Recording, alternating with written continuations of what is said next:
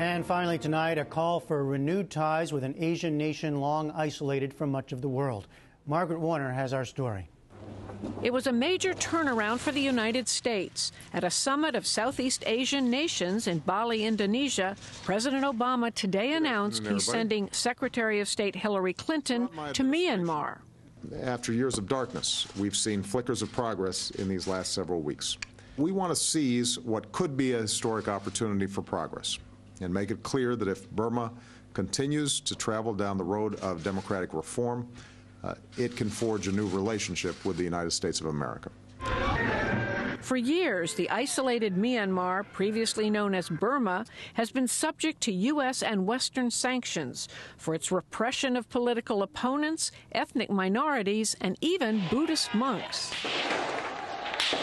The news that now, for the first time in more than 50 years, a U.S. Secretary of State will visit was welcomed by So Aung of the Forum for Democracy in Burma. I think it is an opportunity for the U.S.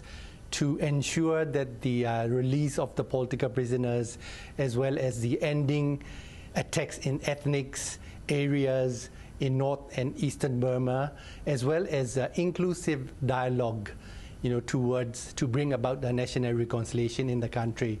Do not forget about that these ongoing human rights violations are taking place many areas in Burma. Myanmar is strategically located between Asia's two rising powers, India and China.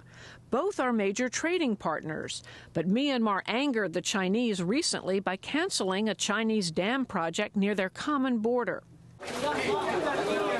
The president's announcement coincided with another groundbreaking decision, this one in Myanmar. Nobel Peace Prize laureate Aung San Suu Kyi, who was in prison and under house arrest for 15 years, said she and her opposition party, the National League for Democracy, will take part in parliamentary elections next year. Her party boycotted last November's election, but she was freed from house arrest just days later. And in March, Myanmar's generals handed power to a quasi-civilian government led by a retired general, Thein Sein. He has made some reform moves, including easing media censorship and freeing some political prisoners.